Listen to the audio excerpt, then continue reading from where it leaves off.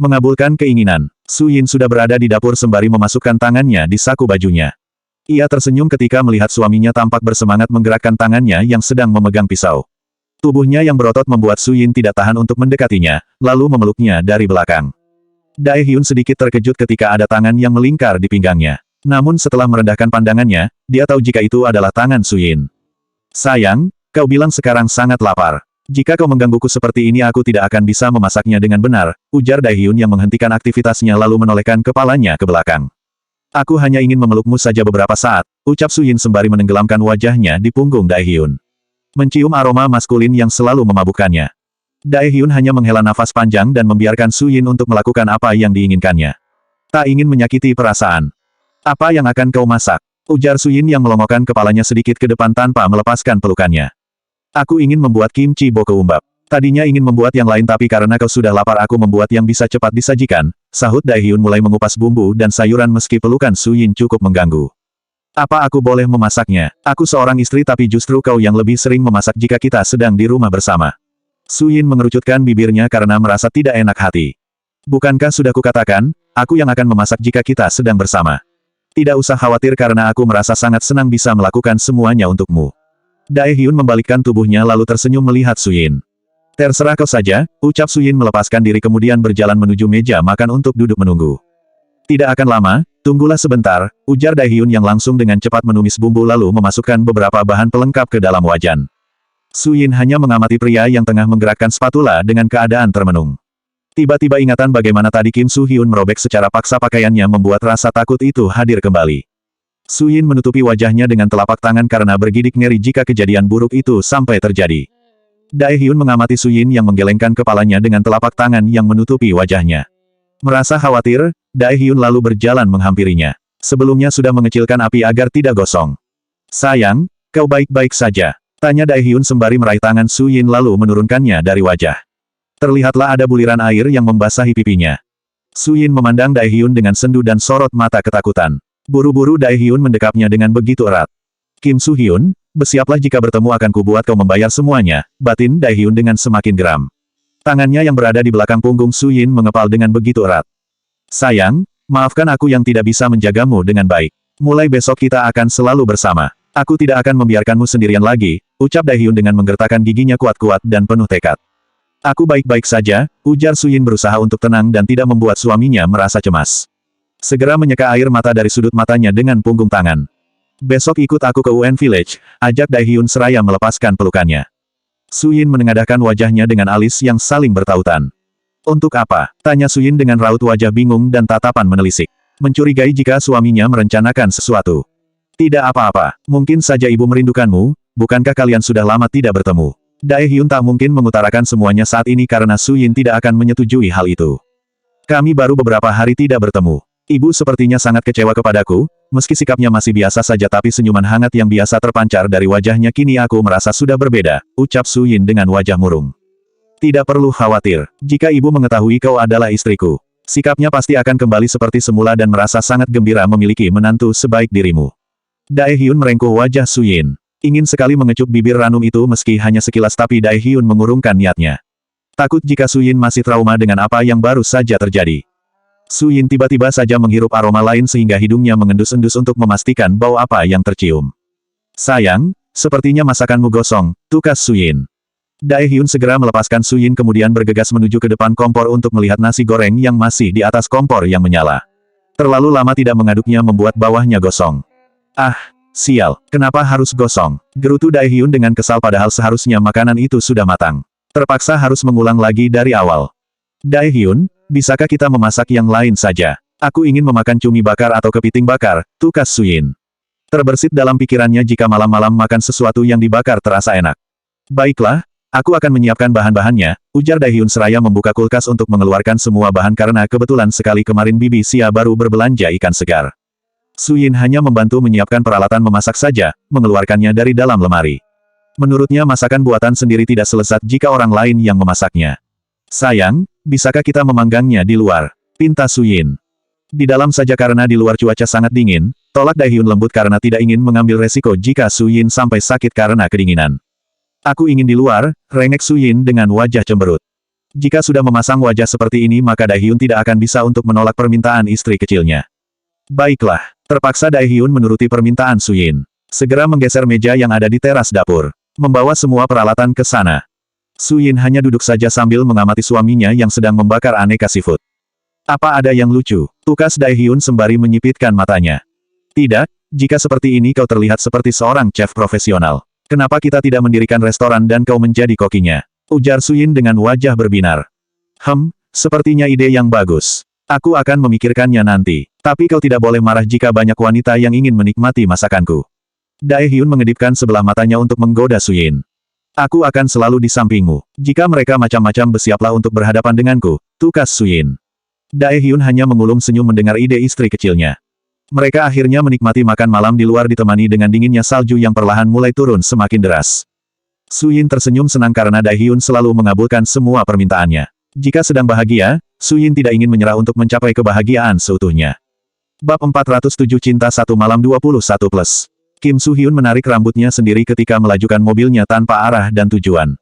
Berulang kali memukul setir kemudi karena merasa sangat menyesal. Entah setan apa yang merasuki jiwanya hingga hampir saja melakukan yang tidak senonoh kepada Su Yin. Mobil kini melaju semakin kencang menembus jalanan yang sudah mulai gelap. Tanpa pikir panjang Kim Soo Hyun membelokkan mobilnya di Griffin Bar. Tidak ingin pulang ke rumahnya. Kim Soo Hyun memesan satu kamar beserta beberapa botol wine dengan harga mahal. Kebiasaan lamanya yang suka mabuk kini kambuh kembali. Beberapa pengunjung tampak heran melihat wajahnya yang lebam. Namun semuanya diam, ada beberapa yang teringat beberapa waktu lalu Kim Soo Hyun terlibat baku hantam dengan pengunjung bar yang lain. Tanpa memperdulikan tatapan orang-orang, Kim Soo Hyun segera menaiki lantai nomor 3 dengan ruang kamar yang memiliki fasilitas terbaik. Hari semakin malam ditambah salju terus turun semakin membuat suasana semakin dingin. Jin baru saja tiba di Griffin Bar karena jadwal kerjanya yang lebih sering malam. Ia merapatkan sweaternya menggunakan kedua tangan. Hanya dia di sana yang tidak kuliah sehingga harus mau bertukar posisi dengan siapapun ketika ada pekerja lain yang membutuhkan. Jin, tolong antarkan minuman ini lagi ke lantai 3 kamar nomor 10. Aku ingin ke toilet sebentar, ujar salah seorang teman sesama pelayan kepada Jin. Baiklah, ujar Jin sembari mengerutkan keningnya karena nampan yang berada di atas meja berisi beberapa botol wine mahal. Sepertinya yang memesan adalah orang kaya. Jin meletakkan tasnya terlebih dahulu ke dalam laci beserta sweaternya, karena bar itu memiliki seragam tersendiri. Lalu menaiki tangga menuju lantai 3. Ketika sudah berada di depan pintu kamar nomor 10, tidak tahu kenapa Jin merasakan jika jantungnya berdegup kencang. Ada apa ini? Gumam Jin sembari memegang dadanya dengan sebelah tangan. Tidak biasanya hanya mengantarkan minuman kepada pelanggan segugup itu. Memangnya siapa yang berada di dalam? Tok, tok, tok. Setelah beberapa saat, akhirnya Jin memberanikan diri untuk mengetuk pintu. Namun tidak ada jawaban dari dalam sehingga Jin memutar kenop pintu perlahan untuk membukanya. Keadaan di dalam tidak cukup terang karena hanya diterangi oleh lampu yang samar-samar. Pandangan Jin langsung terfokus pada pria yang kini tengah bersandar di sofa. Ia memejamkan matanya dengan wajah yang dipenuhi luka lebam. Meski samar-samar Jin masih bisa melihat ada noda darah kering di sudut bibirnya. Apakah terlalu frustasi karena penolakan Su Yin sehingga dia seperti itu? Batin Jin dengan getir dan dadanya terasa sesak untuk bernafas. Mengingat jika pria di depannya belum bisa melupakan sahabatnya. Tuan, panggil Jin dengan lirih. Kim Soo Hyun perlahan membuka matanya ketika mendengar suara gadis memanggilnya yang terdengar begitu merdu di telinganya. Dia sudah menghabiskan 2 botol wine sejak sore tadi. Kim Soo Hyun samar-samar masih bisa melihat wajah Jin meski agak kabur. Namun perlahan wajah Jin menjelma menjadi sosok gadis yang dicintai pada penglihatannya. Jin segera menaruh botol wine di atas meja sambil menundukkan kepalanya. Tidak berani menatap matanya ketika Kim Soo Hyun memandangnya cukup intens dengan tatapan sayu. Saya permisi, Tuan, pamit Jin kemudian berbalik untuk pergi. Baru saja 2 langkah Kim Soo Hyun menahan pergelangan Jin kemudian menariknya cukup kuat. Jin yang sedang tidak dalam posisi seimbang langsung jatuh ke pangkuan Kim Soo Hyun hingga jarak wajah mereka begitu dekat. Tanpa sadar Jin menjatuhkan nampan ke lantai. Jantung Jin seketika berhenti berdetak merasakan gejolak di dadanya. Mereka saling menatap satu sama lain. Jarak wajah mereka yang begitu dekat membuat Jin merasakan embusan nafas Kim Soo Hyun menerpa wajahnya beserta aroma wine yang tercium manis dan menggiurkan. Temani aku malam ini saja, ucap Kim Soo Hyun dengan pandangan berkabut, mengira jika gadis yang ada di depannya adalah Su Yin. Bibir Jin terasa terkunci ketika hendak menolak. Justru tanpa sadar malah Jin menganggukkan kepalanya. Namun segera menggelengkan kepalanya.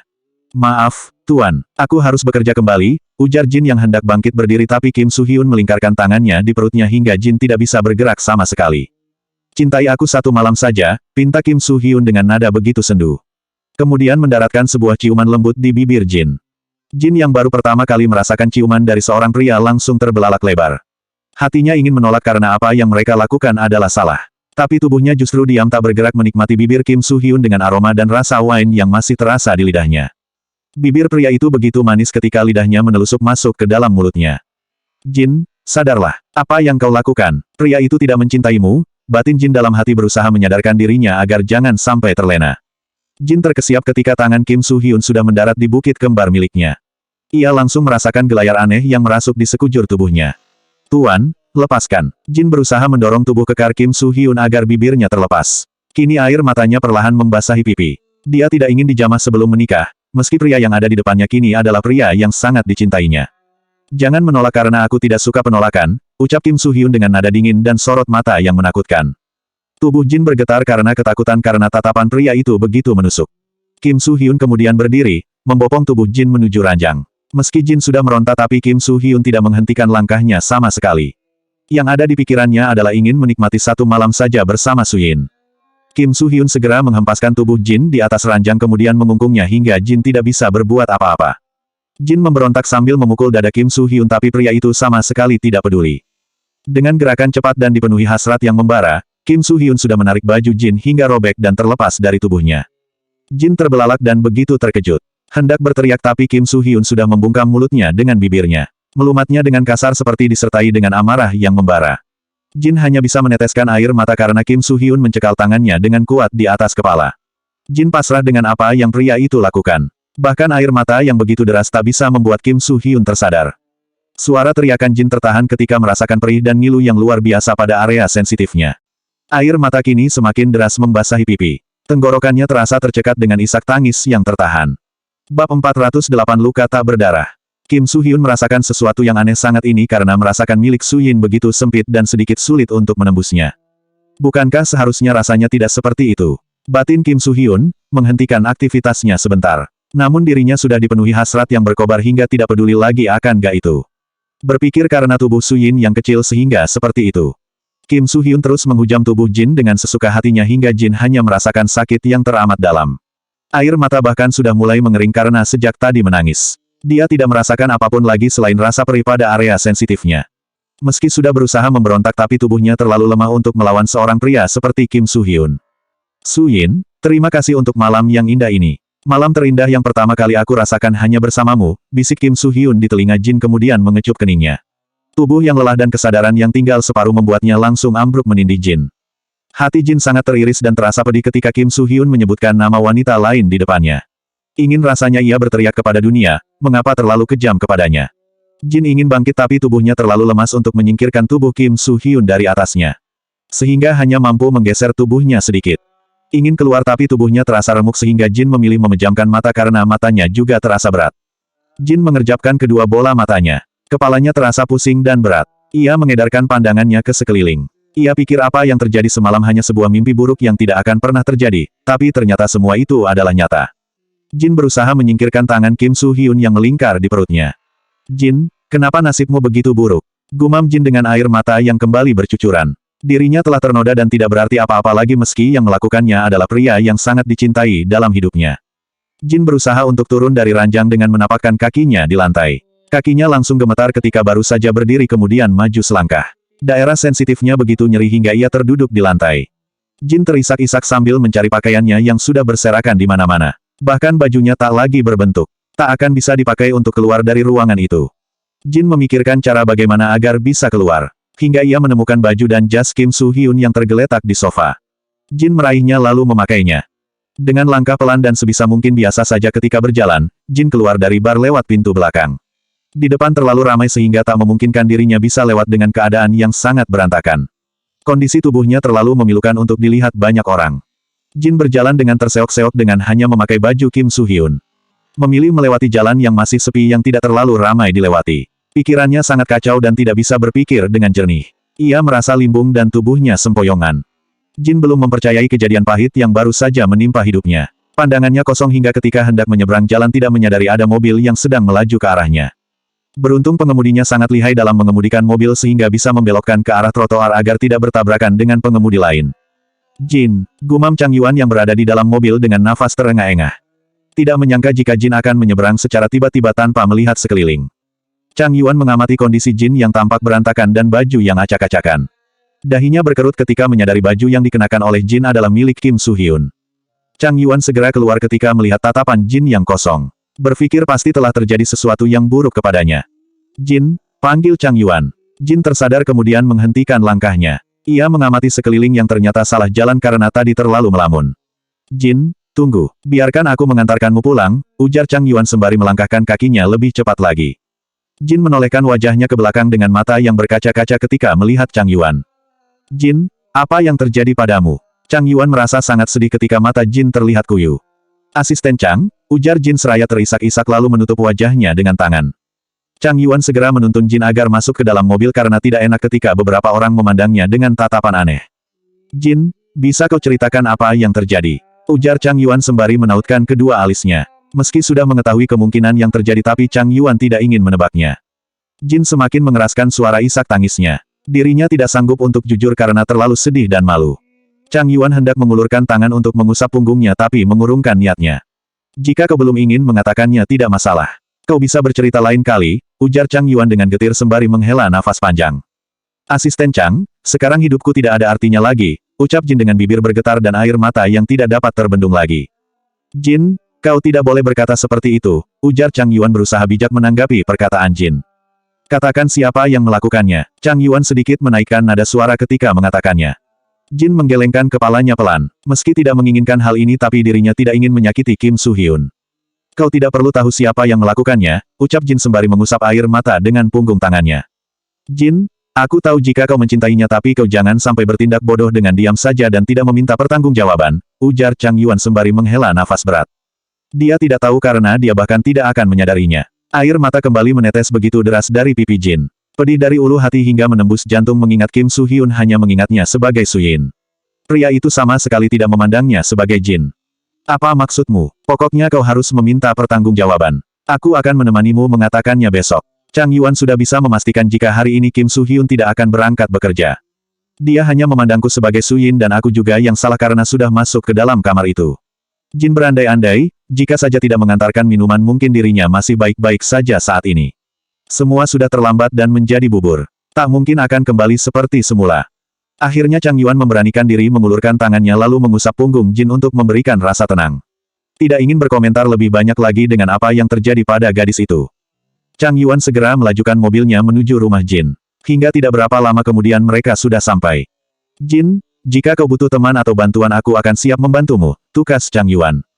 Terima kasih, Asisten Chang. Jin menganggukkan kepalanya kemudian segera turun dari mobil tanpa menolehkan wajahnya lagi ke belakang. Rasa perih yang ada di area sensitifnya seolah tidak terasa lagi karena hatinya jauh lebih sakit merasakan luka yang tidak tampak. Luka tak berdarah lebih menyakitkan. Bab 409 meninju wajahnya. Kim Soo-hyun menghalangi matanya dari cahaya matahari yang begitu menyilaukan. Mengenai kedua matanya ketika hendak terbuka. Masih tidur dalam posisi tengkurap hingga perlahan membalikkan tubuhnya sambil merentangkan kedua tangan. Suyin. Kim Soo-hyun terperanjat teringat apa yang telah dilakukannya semalam. Matanya memandang sekeliling untuk mencari keberadaan seseorang tapi tidak ada siapa-siapa di sana. Hanya ada baju yang sudah robek tergeletak di lantai. Kim Soo-hyun tanpa sengaja melihat ada bercak noda darah di spray berwarna putih. Hingga terlihat sangat jelas dan Kim Soo-hyun sudah bisa menebak apa yang terjadi semalam. Ia kemudian mengusap gusar wajah hingga rambutnya. Dirinya tidak yakin jika gadis semalam adalah Suyin karena begitu sulit ditembus. Lagi pula tidak mungkin jika Suyin datang ke bar setelah apa yang terjadi kemarin siang. Siapa hadis itu? Gumam Kim Soo-hyun. Dia tidak bisa mengingat siapa gadis itu karena semalam hanya memandangnya sebagai Suyin. Kim Soo-hyun lantas mencari pakaiannya tidak menemukannya hanya ada celana saja yang berada di ujung ranjang. Ia ingin segera keluar untuk mencari tahu siapa sebenarnya semalam gadis yang sudah dinodai. Setelah memakai celananya, Kim Soo-hyun mencari baju hingga ke segala sudut tapi sama sekali tidak menemukannya. Lalu ia berjongkok untuk mengambil baju yang teronggok di lantai. Baju itu adalah seragam pelayan bar. Berarti yang menemaninya semalam adalah salah satu pelayan bar. Kim Soo-hyun lantas keluar dari kamar tanpa memperdulikan tubuhnya yang bertelanjang dada. Memperlihatkan otot-otot tubuhnya yang begitu sempurna. Seorang barista pria mengerutkan keningnya melihat Kim Soo-hyun yang datang menghampiri. Bisakah aku melihat CCTV? Ujar Kim Soo-hyun yang sudah mulai merasa cemas. Tidak sabar ingin mengetahui siapa gadis itu. Untuk apa, Tuan? Tanya barista dengan tatapan menelisik mencari tahu karena merasa sangat aneh. tiba-tiba ada pengunjung yang menanyakan hal itu. Kim Soo-hyun merogoh dompetnya lalu mengeluarkan beberapa lembar uang. Lalu menyerahkannya kepada sang barista sebagai uang tutup mulut agar jangan terlalu banyak tanya.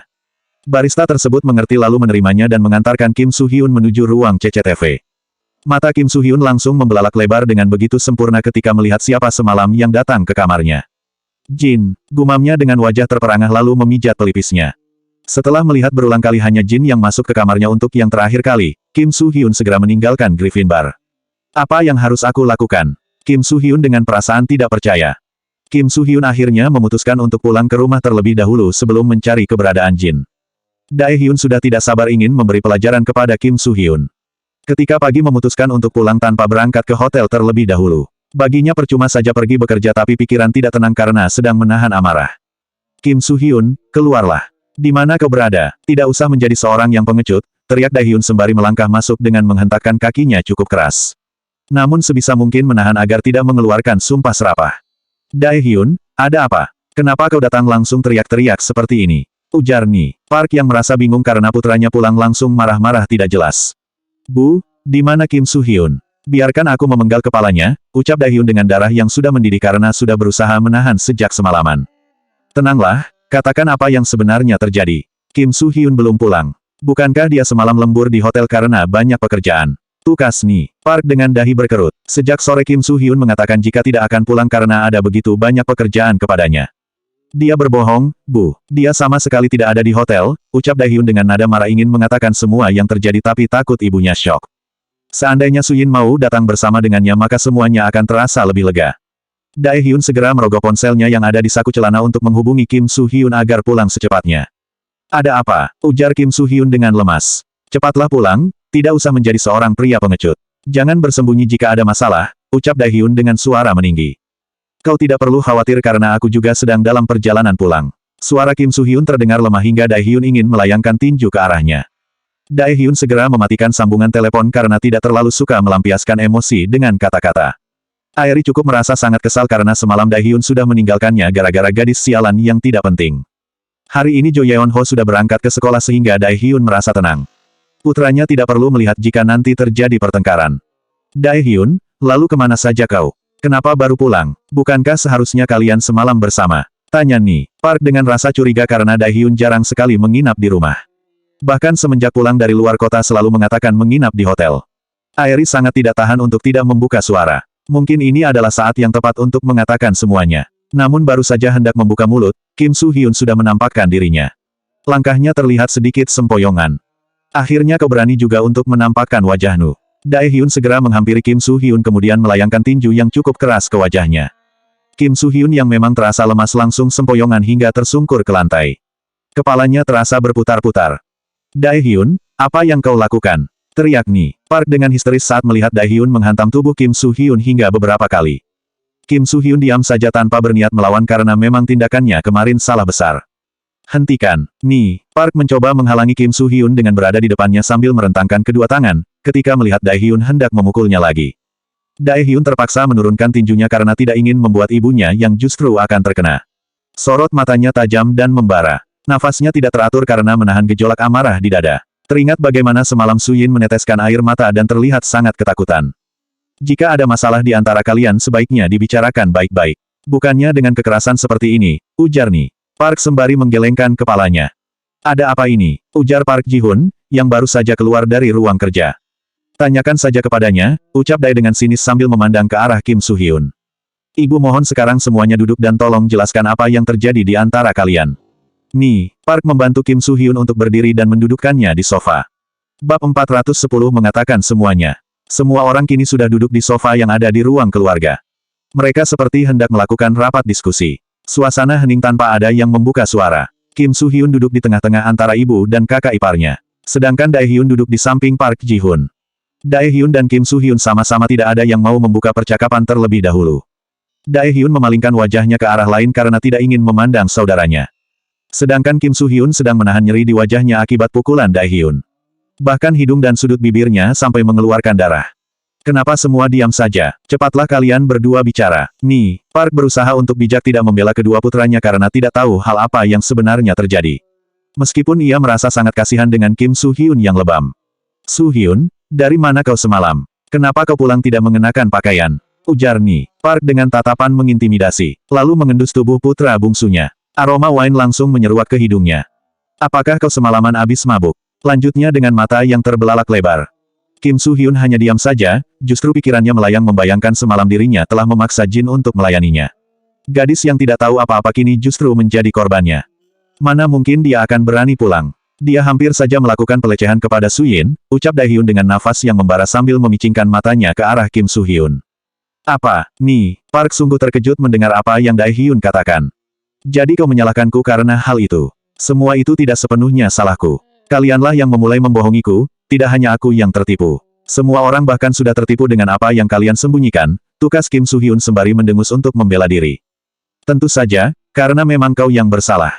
Tidak seharusnya kau memaksa seseorang yang tidak mau mencintaimu, cibir Dae-hyun dengan seulas senyuman miring di bibirnya. Aku hanya ingin tahu saja, mengapa Suyin lebih sudi menjadi simpananmu daripada menjadi kekasihku, balas Kim Soo-hyun tak kalah sengit. Karena aku lebih baik darimu, ucap Dae-hyun dengan penuh kemenangan. Apa yang kalian bicarakan? Ibu tidak mengerti sama sekali, tukas Ni. Park yang merasa bingung dengan semuanya. Kepalanya sedikit merasa pusing mendengar perdebatan kedua putranya. Park Ji-hun tidak dapat melakukan apapun ketika semua kenyataan pahit dan rahasia mereka harus terbongkar. Dirinya tidak ingin terlibat karena kedua putranya sudah dewasa. Ibu, biarkan aku jelaskan semuanya. Airi tidak tahan untuk tidak berbicara, mungkin inilah saat yang paling tepat agar Ni. Park mempercayainya. Katakan apa yang kau ketahui. Tanya Ni. Park yang sudah tidak sabar. Seketika Airi langsung memasang wajah sendu dan memelas agar semakin meyakinkan. Ibu, sebenarnya Suyin sudah berusaha menggoda Dae-hyun sejak lama. Dia merayu Dae-hyun karena ingin memiliki harta yang ada di keluarga ini, ucap Airi dengan sendu. Apa, tidak mungkin Suyin melakukan hal itu, sanggah Ni. Park sembari menggelengkan kepalanya, mengingat Suyin adalah gadis polos dan sangat baik. Aku mengatakan yang sebenarnya, Bu. Aku selama ini diam karena takut ibu akan lebih mempercayainya daripada diriku, lanjut Airi dengan mata berkaca-kaca. Itu tidak mungkin, gumam Ni. Pa memegangi dadanya yang terasa sangat sesak mendengar pernyataan Airi.